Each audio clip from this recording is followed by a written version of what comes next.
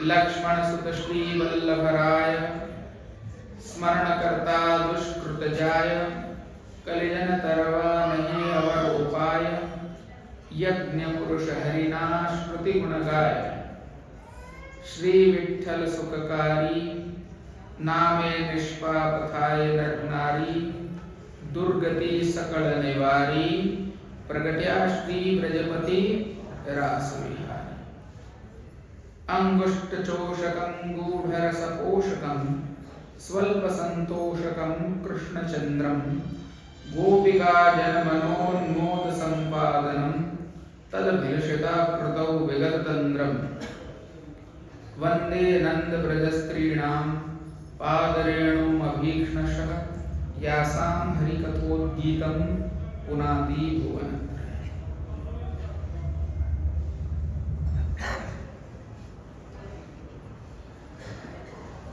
રાસ પંચાધ્યાયના 10મા સત્રના આજે દ્વિતીય દિવસે આજે આપણે બધા એકત્રિત થયા છીએ. ખૂબ આનંદનો વિષય છે. આજે અમારા જનાનાનો જન્મદિવસ પણ છે. આપ સર્વે આટલા ઉત્સાહથી એટલા બધા વૈષ્ણવો આવ્યા છો. ખૂબ અમને આનંદ થઈ રહ્યો છે. ખૂબ બધાઈ બધાને. હવે સમય થોડો વધારે આજે બધાએ આનંદ વિતરમાં લીધો એટલે મર્યાદિત સમય મને મળ્યો, તો હું મારી વાત વિસ્તારથી જ કહીશ, પરંતુ સંક્ષિપ્ત મુદ્દા વધારે નહીં લઉં અને જે રીતે આપણે રાસ પંચાધ્યાયની એક વિસ્તૃત ચાલથી ચાલીએ છીએ તે રીતે જ કરીશું. ગઈકાલે આપણે રાસ પંચાધ્યાયમાં જોઈ રહ્યા હતા. ઘણા બધા વૈષ્ણવો આજે ગઈકાલે નતા એ બધા આવેલા છે. હું જરા પૂર્વ ભૂમિકા પણ થોડી સ્પષ્ટ કરું છું. ગઈકાલે ચર્ચા એમ થઈ પ્રણત દેહિનામ પાપકર્ષણમ તૃણચરાનુગમ શ્રી નિકેતનમ ફણિફણાર્પિતમ તે પદાંબુજમ કૃણુકુશેષુના વૃંદિરુચ્છ. જે પ્રણમન કરતા નમેલા જે દેહધારીઓ છે એમનું આપ પાપ કર્ષણ કરો છો. ગોપીજનો ભગવાનને કહે છે, ભગવાન અંતર ધ્યાન થયેલા છે જમનાજીના તટ પર આવીને. બ્રજ ગોપિકાઓ ભગવાનની શોધખોળ કરતા કરતા ગોપી ગીતનું ગાન કરી રહ્યા છે, ગુણગાન કરી રહ્યા છે.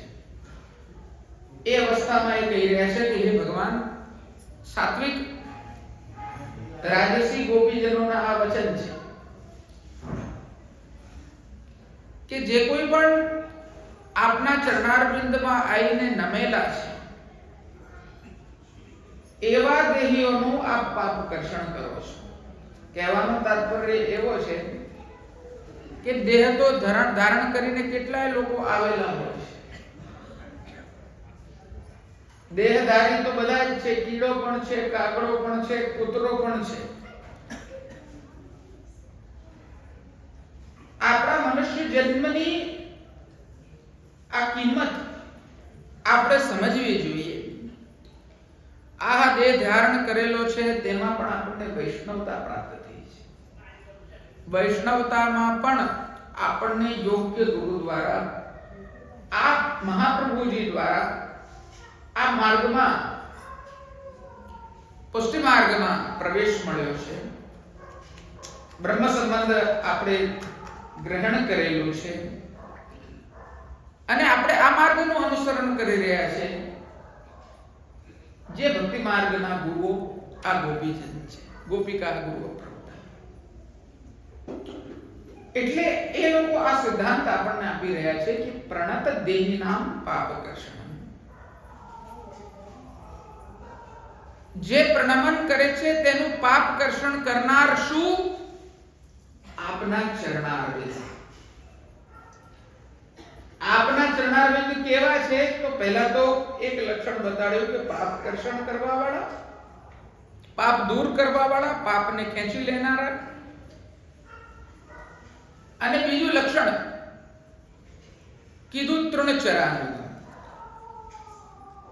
અને પાછા એટલા સહેજ છે કે ચરણ કમલ બંદો જગદીશ જે ગોધન સંગ ગાય.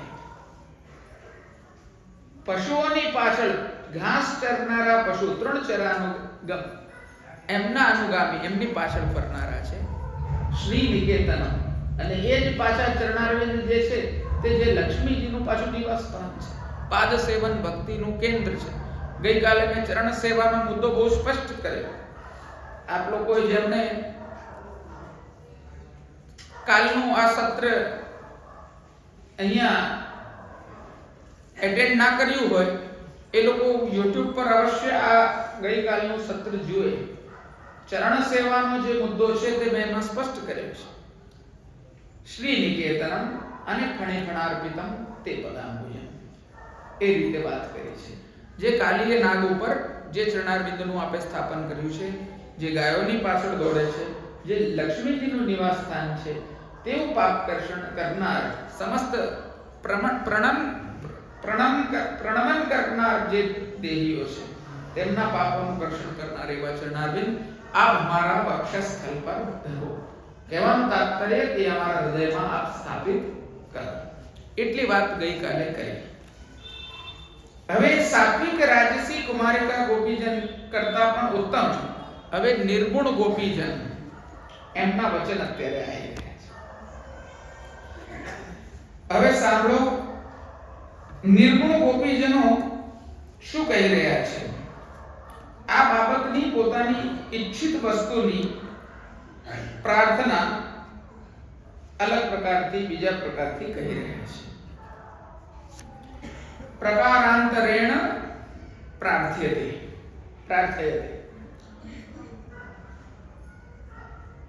મધુરયા ગિરા વલ્ગુ વાક્યયા બુધ મનોજ્ઞયા પુષ્કરે ક્ષણ વિધિ કરી રીવા વીર મુહ્યતિ હૃદય સીધુના પ્યાયસ.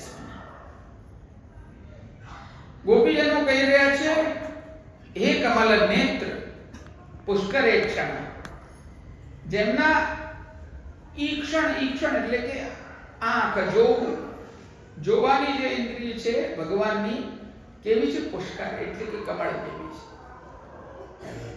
હે કમલ નેત્ર, અને બીજું સંબોધન આપ્યું હે વીર. વીર અર્થાત સામર્થ્યવાન, પરાક્રમી.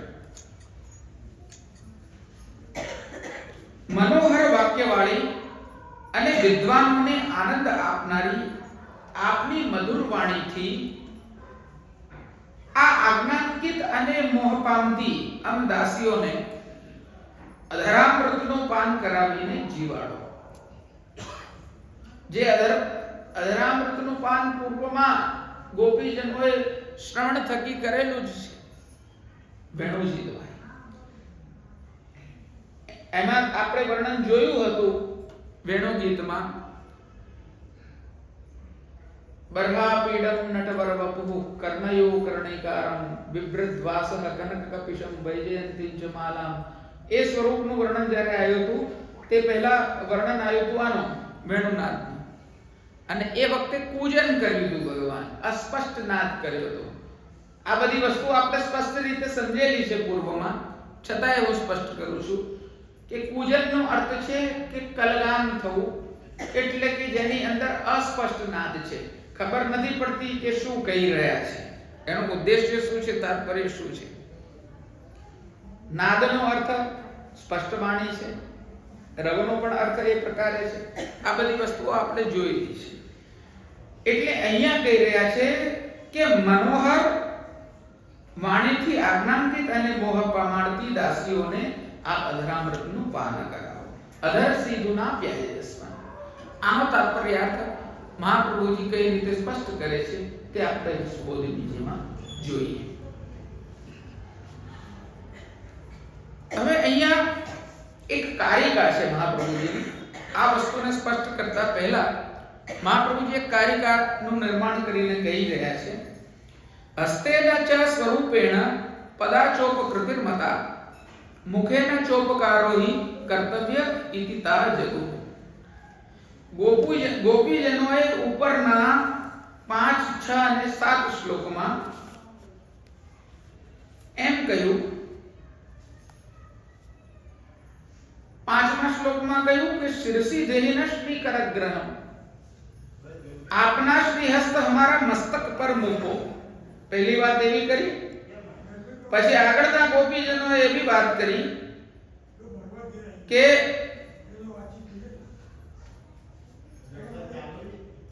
ભજ સખે ભવત કિંકરી, એટલે કે ભગવાનના સ્વરૂપની પ્રાર્થના કરી કે ભગવાન આપના સ્વરૂપ દ્વારા આપ અમને દાસીઓને જે છે તે કૃતાર્થ કરો.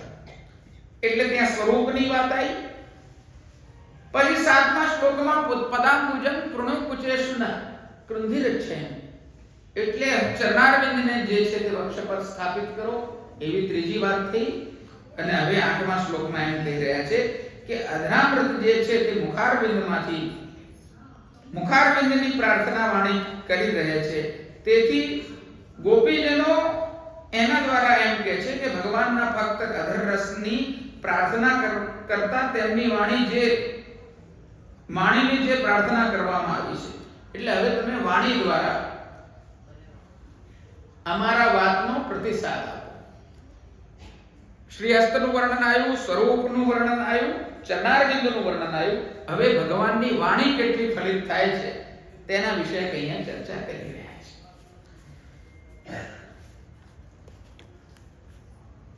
અને અહીંયા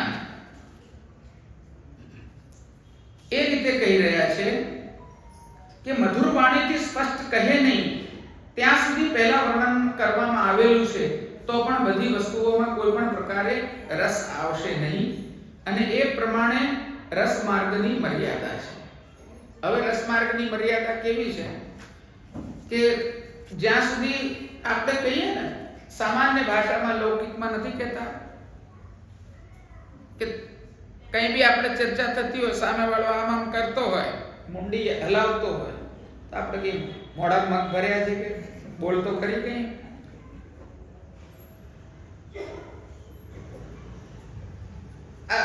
અમદાવાદીઓ તો એવું બોલે, કેમ કે આવી બધી કહેવતો અમદાવાદમાં વધારે પ્રચલિત છે. ગોપીજનોએ એવું નથી કીધું ભગવાનને. આ હું એક સંદેશો આપું છું કે તાત્પર્યાર્થ કેવો છે. તો અહીંયા કહી રહ્યા છે કે જ્યાં સુધી કોઈ વસ્તુ કહેવામાં આવે નહીં ત્યાં સુધી યુક્ત પ્રકારનો રસ જે છે તે સામેવાળા સુધી પહોંચે નહીં. કહેવાય છે ને કે મનની વસ્તુ વાણીથી બહાર નીકળે. મન ક્યાંથી વંચાય? વાણીથી વંચાય. તો અહીંયા એ પ્રકારની વાત કરી રહ્યા છે.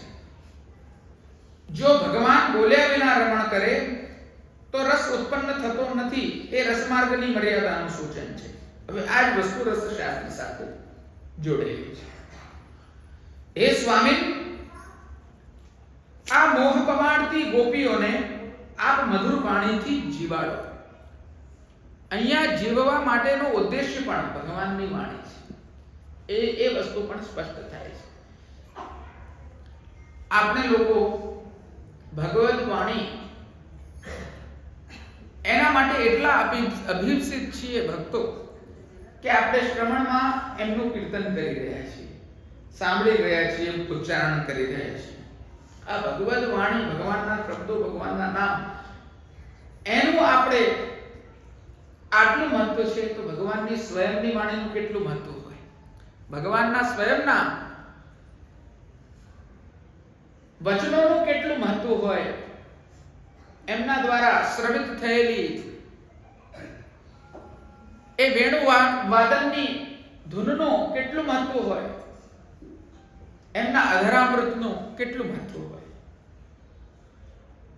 એટલે મહાપ્રભુજીના સ્વરૂપ વિશે પણ શ્રી ગુસાઈજીએ આ વસ્તુનો પ્રકાશ કરેલો છે કે મહાપ્રભુજીનું સ્વરૂપ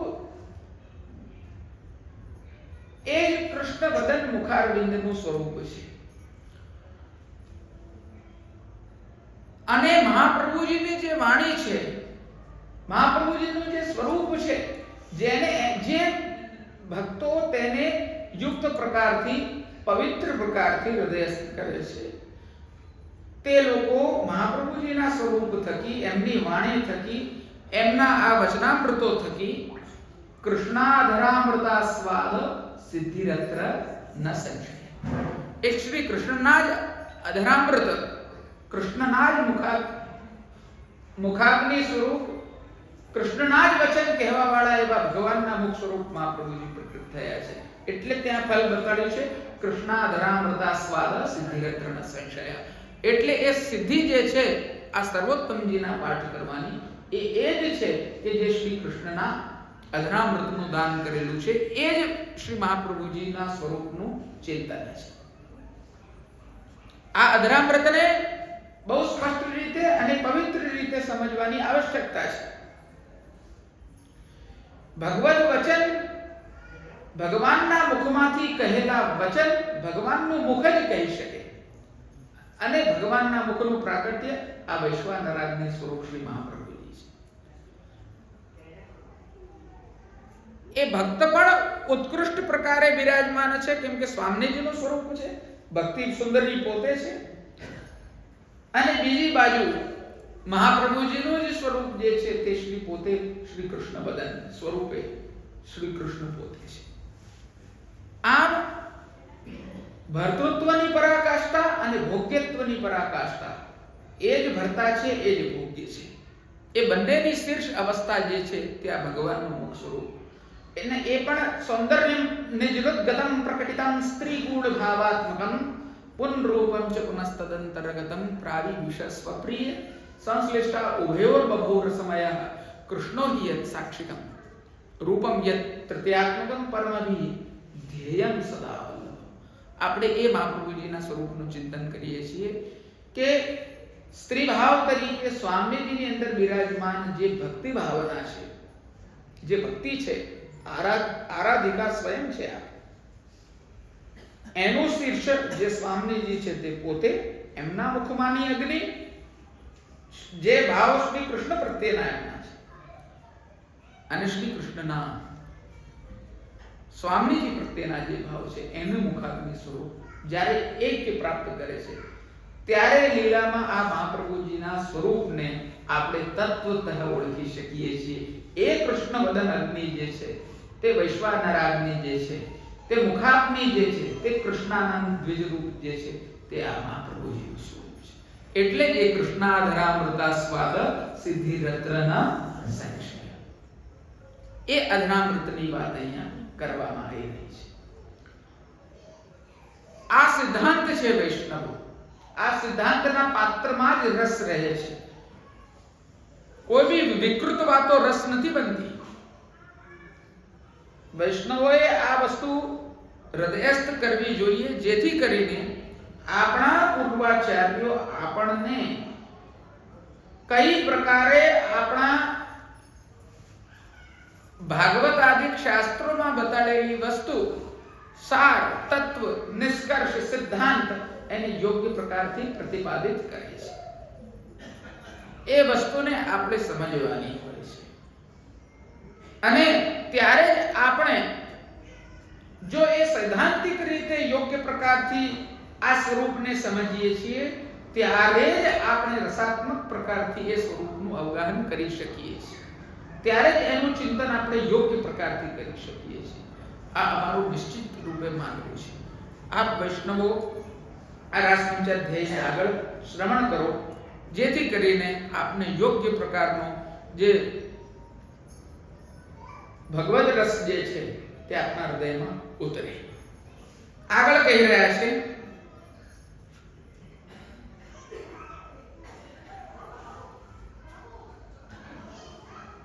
કે મોહ પમાડતી ગોપીઓને આપ મધુર વાણીથી જીવડાવો. હવે મોહ પમાડતી ગોપી એવું કીધું, એના દ્વારા સ્પષ્ટ એમ બતાડ્યું કે મોહ જે છે ને તે મહાપ્રભુજી અહીંયા વચન કહે છે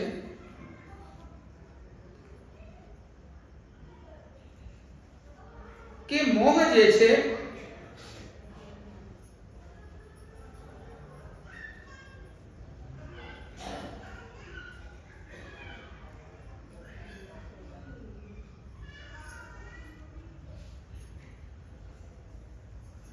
મોહો હિ માયા રૂપા.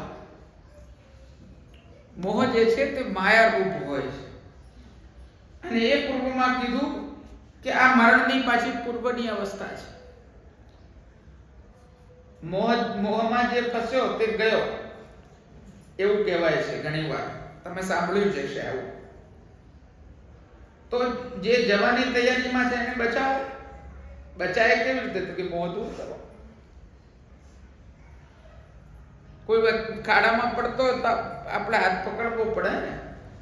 તો આ મોહમાં અમે પડ્યા છીએ, તો હવે અમારો હાથ કોણ પકડશે? આપ પકડશો ભગવાન. એટલે જીવડાવાનું પ્રયોજન દર્શાવતા કહી રહ્યા છે વિધિ કરી.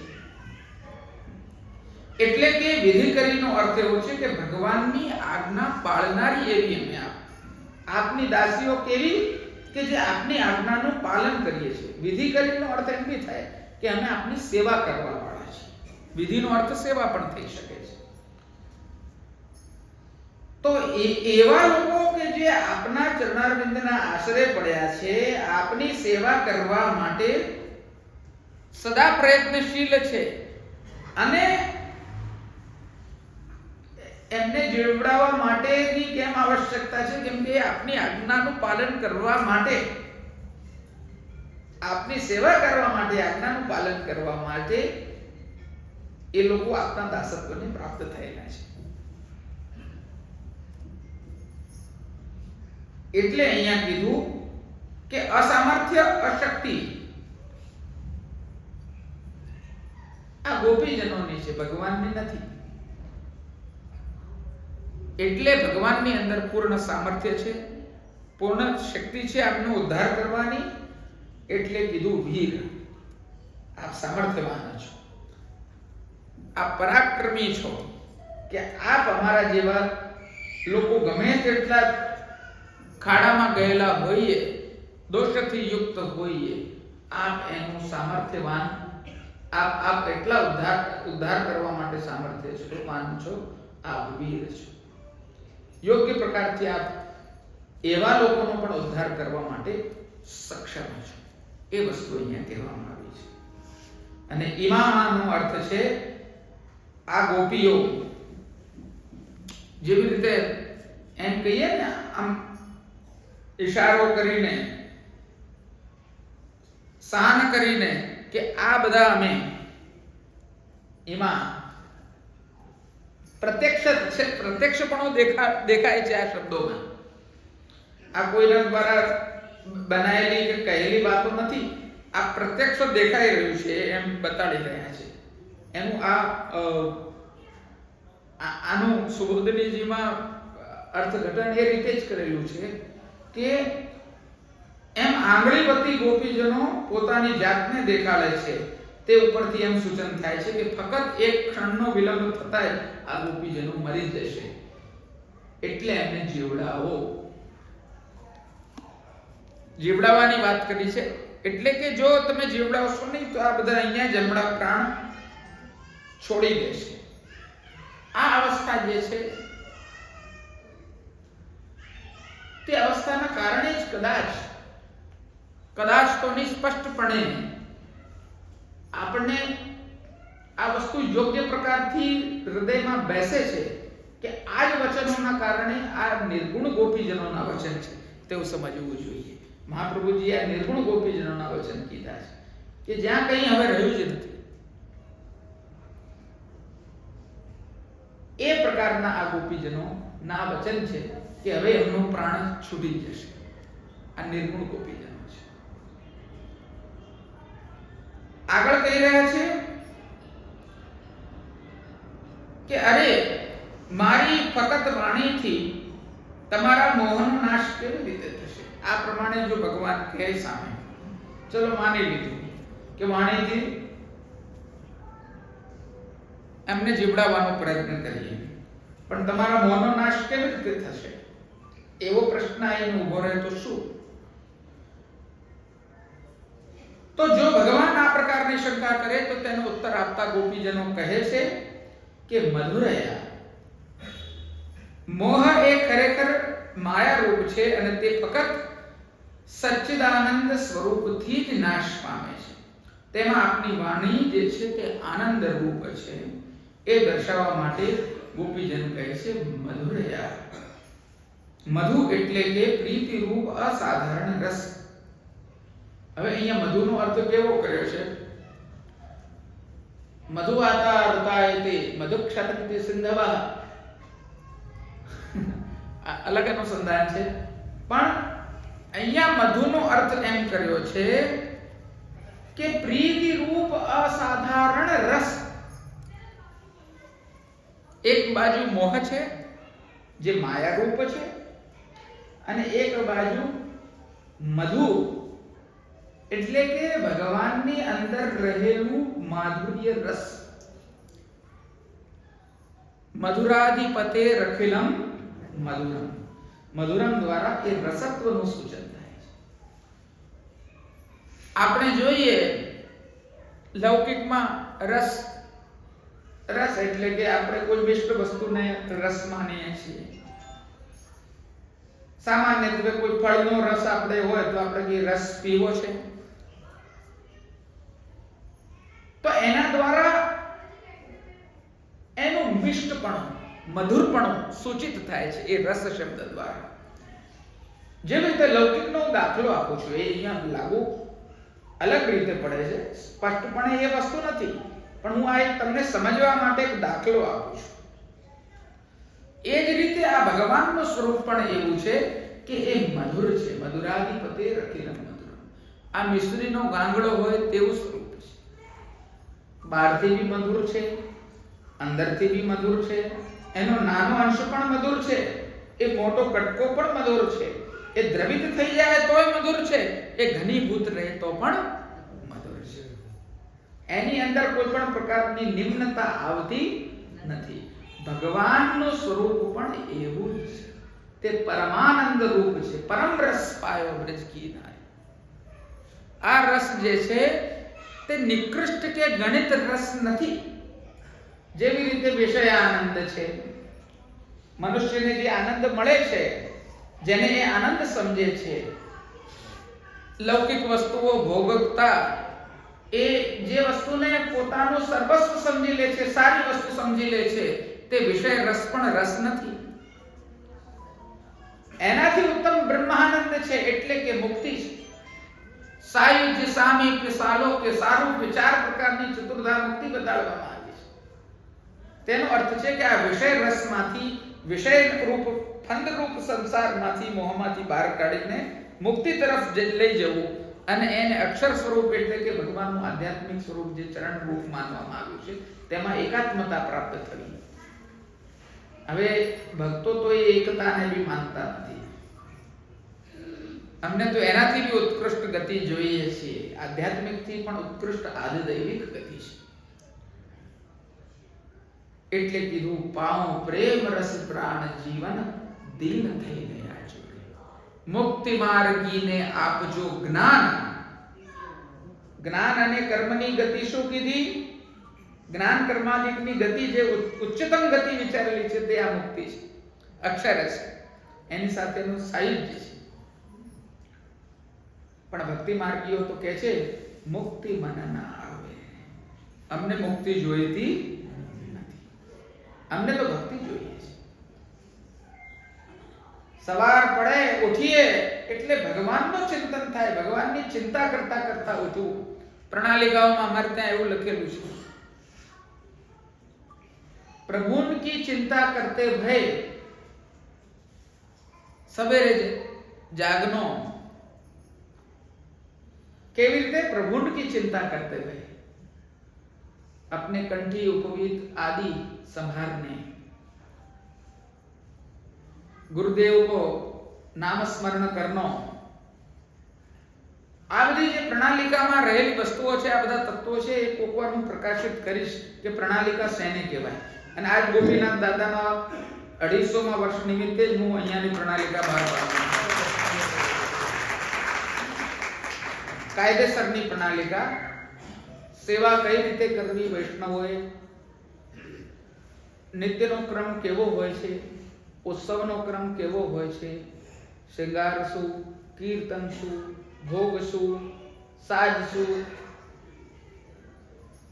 આ બધો પ્રકાર જે હોય છે વૈષ્ણવોએ કેવો કરવો ઉચિત હોય છે, મંદિરનો ક્રમ શું હોય છે, વૈષ્ણવોને ત્યાં શું થઈ શકે, શું ના થઈ શકે, ઇત્યાદિ બધી વસ્તુઓ પર થોડું ચિંતન પ્રકાશિત થાય તેવું કાર્ય કરવા પર હું પ્રેરિત થયો છું ગોપીનાથ દાદાની કૃપાથી.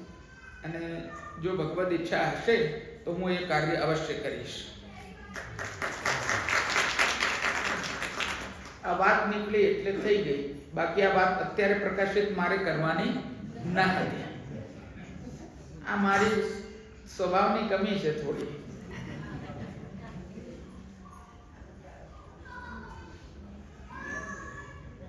આગળ એટલે એ માધુર્ય રૂપ જે છે તે રસ એને માનવામાં આવ્યો છે. અને એ પાછું વલ્ગુ એટલે કે મનોહર છે. હવે મનોહર એટલે કે પ્રિય છે, મનને હરનારું છે, સારું છે. હવે મધુ દ્વારા ભગવાનનું યોગ્ય સ્વરૂપ સૂચિત કર્યું. આપણે કહીએ છીએ ને કે ભગવાનનું યોગ્ય સ્વરૂપ શું છે, ઉચ્ચતમ રસ શું છે, તો એ ભગવાન છે. એક છે ને તૈત્રીય ઉપનિષદ છે. શું છે? તૈત્રીય ઉપનિષદ તિત્તિરી ઋષિ દ્વારા બતાડેલું છે. સાંભળવા જેવું છે, એમાં સમજવા જેવું છે કે મનુષ્યને આનંદની ગણતરી બતાડી કે આ પ્રકારનો આનંદ મનુષ્યને થતો હોય તો એ મનુષ્યના સામર્થ્યનો આનંદ, પછી એનાથી વિશિષ્ટ ગંધર્વોનો આનંદ, એનાથી વિશિષ્ટ દેવતાઓનો આનંદ, એમાં પણ અલગ અલગ પ્રકારના બધા બતાડેલા છે. પછી ઇન્દ્રનો, પછી એનાથી આટલા ઘણો આનંદ જે છે તે બ્રહ્માજીનો, પછી એનાથી પણ આટલા ઘણો આનંદ તે અક્ષર.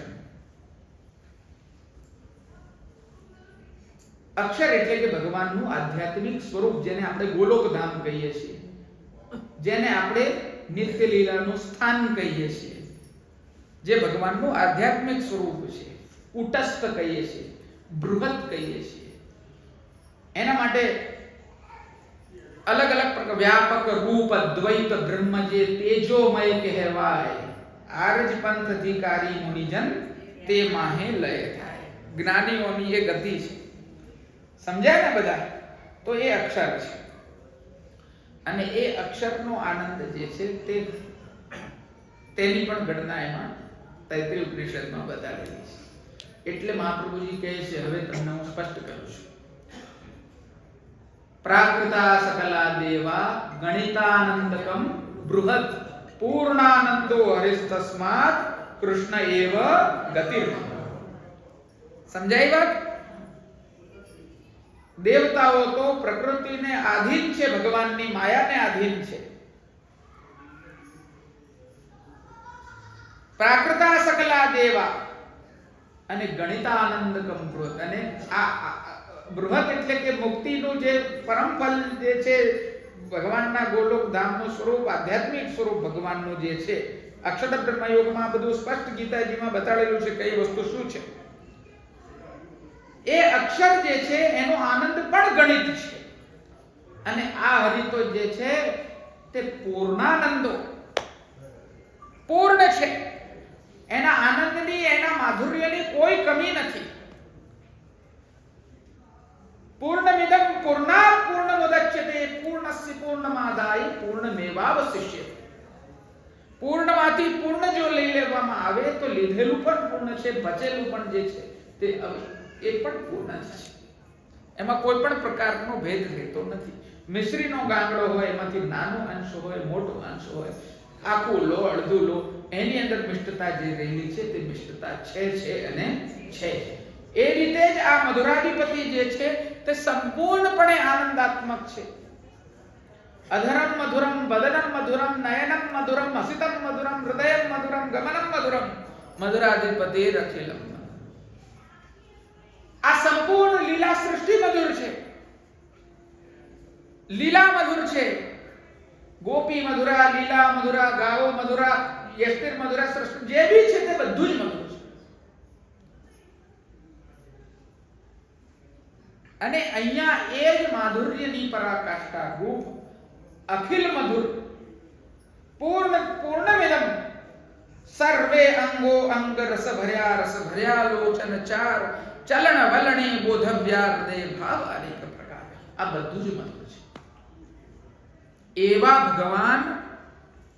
ભગવાન એવું સ્વરૂપ ભગવાનનું તે સત્ય છે અને પ્રિય છે. બે વસ્તુ છે. વલ્ગુ વાક્ય. હવે વલ્ગુ એટલે કે પ્રિય મનોહર વચન દ્વારા. એટલે હવે કેવી રીતે રક્ષણ થશે ગોપીજનોનું મોહમાંથી? તો અહીંયા કહી રહ્યા છે કે ભગવાનના વાક્યો સત્ય છે અને પ્રિય છે.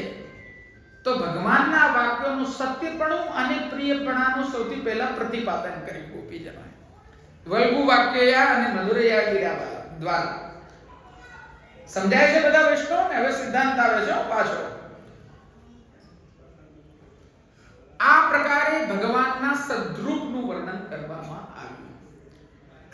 ભગવાનની વાણી વિદ્વાનોને એટલે કે મનોજ્ઞ લોકોને આનંદ આપનારી હોય છે. બુદ્ધ મનોજ્ઞ. આ પ્રકારે ભગવાનના જ્ઞાન સ્વરૂપ ચિદ્રૂપતાનું વર્ણન કરવામાં આવ્યું. એટલે આ જ્ઞાનપણાનું સૂચન થયું. વિદ્વાનો ખરેખર જ્ઞાનમાં જ આસક્ત રહે છે. મુખમાં નેત્રો હોય છે, તેથી તે નેત્રો પણ ઉપયોગ કરીને જ આપે ભગવાને બોલવું જોઈએ એમ સૂચન કરતા ભગવાન કહે છે કે પુષ્કરે ક્ષણ ખાલી કમળ જેવા નેત્રો કે જે પાપ સમગ્ર પ્રકારના તાપ હરણ કરનારા છે તેનાથી જોઈને માત્ર નહીં પણ વચનથી પણ આપ કંઈ કહો, અમારું રક્ષણ કરો.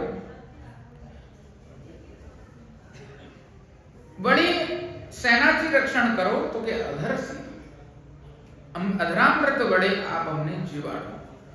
મધુરયા ગિરા પુષ્કરે ક્ષણ અને અધર સીધું આ ત્રણ પદો વડે ગોપીજનો ભગવાનને અનુક્રમે કહે છે કે આપે અમારી જોડે બોલવું જોઈએ એક વાત, આપ અમારા સામું જોવું જોઈએ પુષ્કરે ક્ષણ, અને આપે અમને જીવડાવવા જોઈએ અધર સીધું ના પ્યાયસ્વને.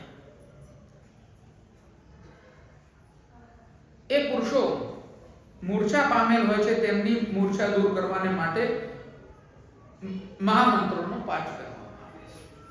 સામાન્ય રીતે આપણે જોતા હોઈએ છીએ કે જે લોકો મૂર્છા પામીને પડી ગયા હોય છે તો એમને ઉપાસના વિધિથી ઊભા કરવા હોય તો એમને ઉપર મંત્ર બોલીને અભિમંત્રિત જલ છાંટવામાં આવે તો એ મૂર્છામાંથી બહાર આવી શકે છે.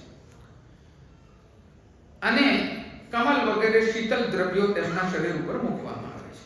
જો મૂર્છા કોઈ પણ રીતે દૂર ન થઈ શકે તો એમને અમૃત પાન કરાવવામાં આવે છે, ત્યારે પાછા ઊભા થઈ જાય છે. અથવા તો ઉત્તમ કોટીના વૈદ્યો એ અતિગુપ્ત પ્રકારના રસો એમને પીવડાવે છે ઔષધિના, એના દ્વારા એ ઊભા થઈ જાય છે. આ સાયન્ટિફિક વે કીધી. આમ અમારી આ મૂર્છા અલ્પ માણસ દૂર રહીને કરી શકે તેમ નથી. આ બધું જે છે તે અમારા પર લાગુ પડી શકે તેવું નથી. આ કોઈ દેહનો રોગ નથી. આ હિલકના પદોમાં એક આવે છે, રહે વેદ ઢંઢોર રહે મોય ચિંતા રોગ બતાય.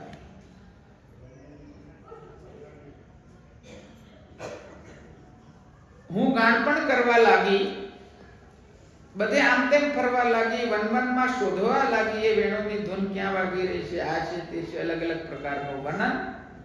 અને પછી ઘરમાં બધાને ચિંતા થઈ કે આને શું તકલીફ થઈ છે, તો વેદને બોલાયો, ડાક્ટરને બોલાયા, અને એમણે નાડી પકડીને જોયું તો એમને રહે વેદ ઢંઢોર રહે મોય એમાં તો કંઈ મળ્યું નહીં.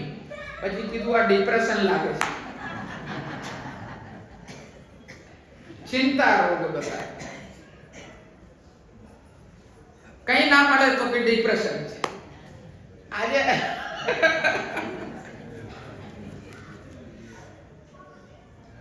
અરે આ ગાંડ પણ નથી, આ તો ભક્તિ માર્ગ છે. આની અંદર તો ગાંડાઓનું કામ છે.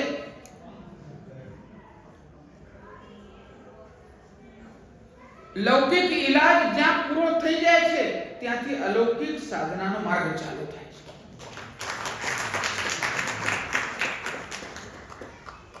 જ્યાં લૌકિક દવાઓ અસર કરતી બંધ થઈ જાય છે ત્યાં અલૌકિકત્વનું પહેલું સોપાન, પહેલું પગથિયું ચાલુ થાય છે.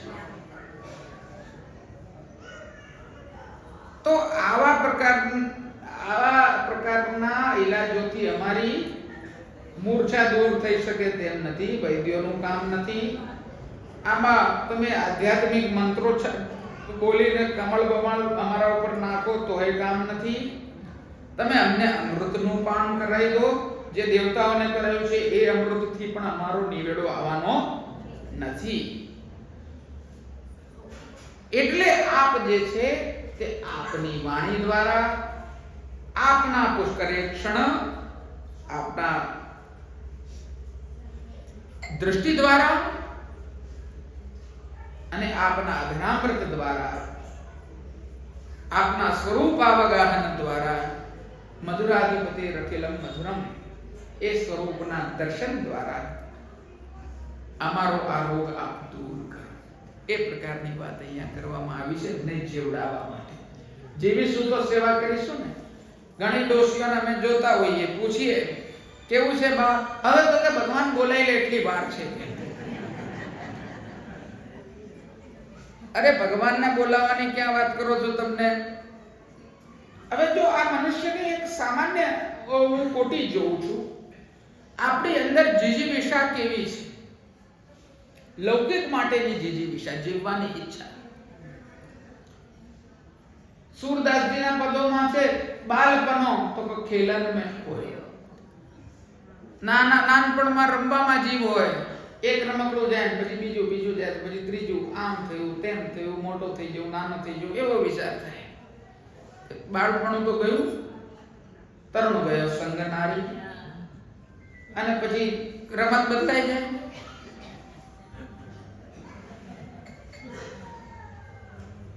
પછી એ ઘર સંસારમાં ભરાઈ જાય માણસ. ઘર સંસારમાં ભરાઈ જાય, લગન બગન કરે એટલે કે હવે શોપિંગ કરાવો, આ કરાવો, તે કરાવો, ફલાણું ઢીંગણું. ખર્ચો કરવો હોય તો પછી નોકરી ધંધો કામ આ છે તે છે. ભરાઈ ગયા સંસારમાં. પછી કે હવે ભક્તિ તો હવે તો જરા આ બધી જવાબદારીઓ પૂરી થાય એટલે કરીશું. ગોકુલ કબ ચલોગે વાર્તાજીમાં આવે છે. तो क्या छोरा को जगनो पगी થઈ જાય, બાકી બાત ચલી. પછી કે લગન થઈ જાય પછી જઈશું. પછી કે છોકરાને જોઈને પછી જઈએ ગોકુલ. પછી છોકરાની જનોઈ કરાઈને જઈએ. અહીંયા સુપારી વધારે દઈએ માર્કંડે પૂજામાં એક તમારી.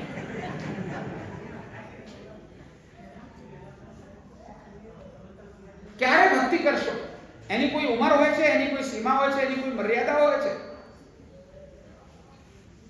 કે ગઈ પણ આવશે તો પછી કે કાંઠિયા તૂટ્યા. વૃદ્ધ ભયો તબ આલસ આવ્યો. ત્યારે તો કે ભગવાન હવે તમારા હાથ પગ ચાલતા નથી, હવે તમને બોલાવી લે તો સારું. ભગવાન બોલાવે બી નહીં પાછા. ભોગો.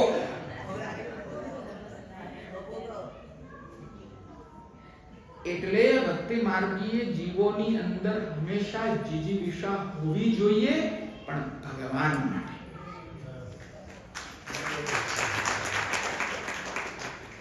અમારે મરવું નથી, અમારે એકત્વ પ્રાપ્ત કરવું નથી, અમારે મુક્તિ જોઈતી નથી. અમારે તો નિત્ય નિરખીએ શ્રી નટવર રૂપ એ હોશ હૈયા માએ મન માન્યું મળે સહુ સુખ તે એકતામાં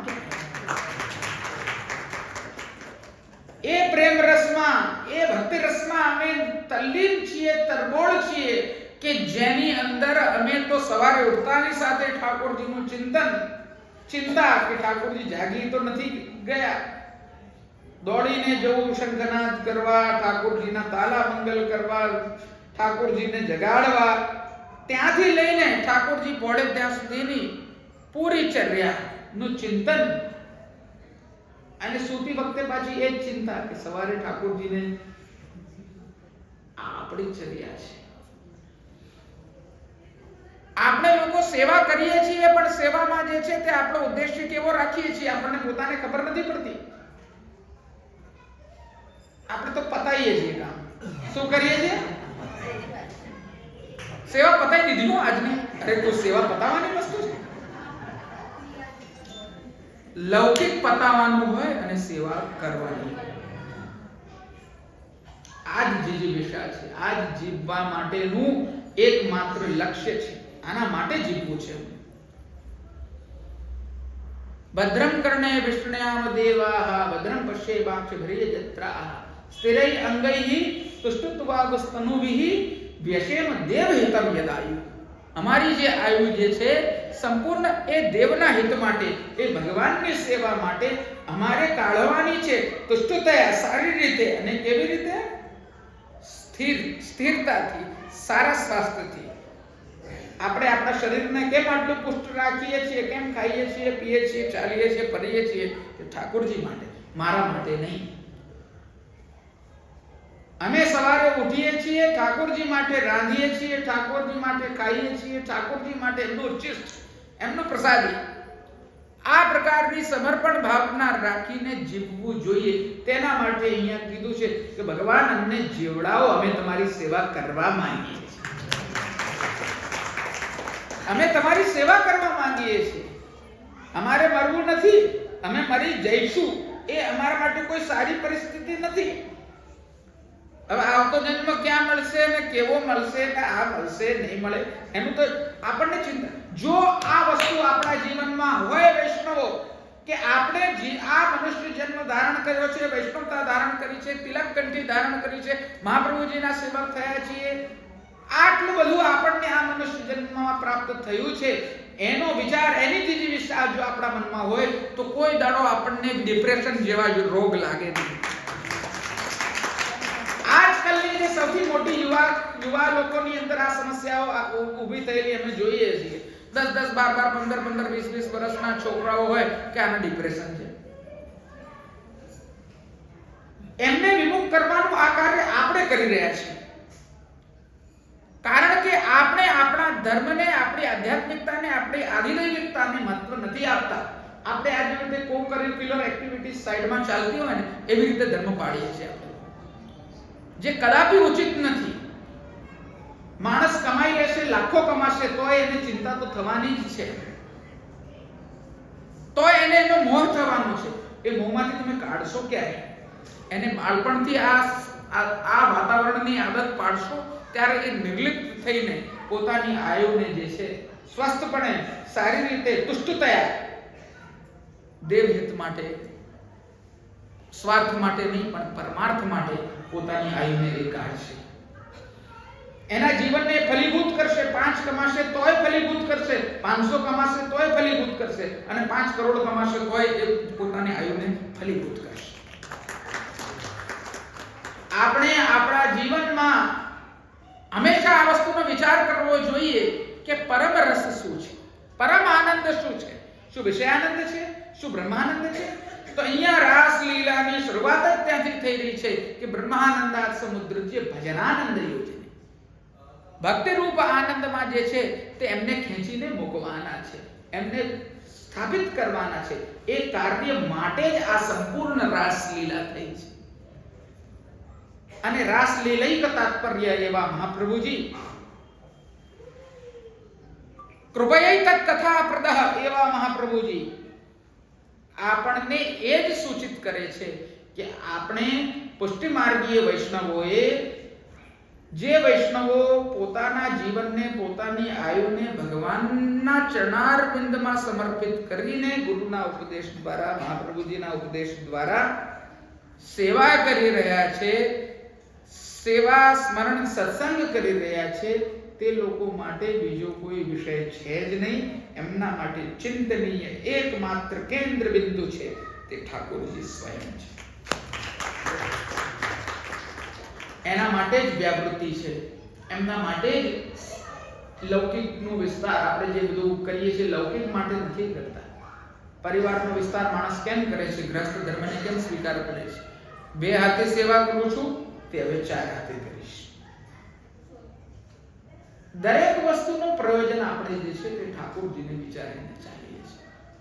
અને આજ જીવન યાત્રા આપણી ઠાકોરજીની અંદર, ભગવાનની અંદર નિમગ્ન રહે, રત રહે અને આવો ઉદ્દેશ્ય આપ સર્વેનો ફલીભૂત થાય. આપણને ઠાકોરજી બધાને જીવડાવે શેના માટે? પોતાના સ્વરૂપ આનંદ આપે અને એમના સ્વરૂપમાં જ આપણે રચ્યા પચ્યા રહીએ એવી હું ગોપીનાથ દાદાના ચરણારવિંદમાં અહીંયા વિનંતી કરું છું. આજે બહુ જ મને આનંદ થાય છે કે આપ સર્વે વૈષ્ણવો આટલો આનંદ લઈને રસપૂર્વક, આજે તો મોડું બી ઘણું થયું છે, કદાચ કુંદરડા બી દોડતા હશે બધાને, છતાંય આપ લોકો આવી રીતે બેસીને આ શ્રવણ કરી રહ્યા છો. એમ કહેવાય છે કે ભગવત સત્સંગમાં જ્યારે ચિત્ત પ્રવૃત્ત થઈ જાય છે, ભગવત સેવામાં જ્યારે ચિત્ત પ્રવૃત્ત થઈ જાય છે, ત્યારે લૌકિક ધર્મો બાધા કરતા નથી, ભૂખ તરસ લાગતી નથી, બીજી કોઈ પણ વસ્તુ નડતરરૂપ બનતી નથી. એવી જ કંઈક આંશિક અવસ્થા હું આપને જોઈને ખૂબ પ્રસન્ન થઉં છું, ખૂબ આનંદ થાય.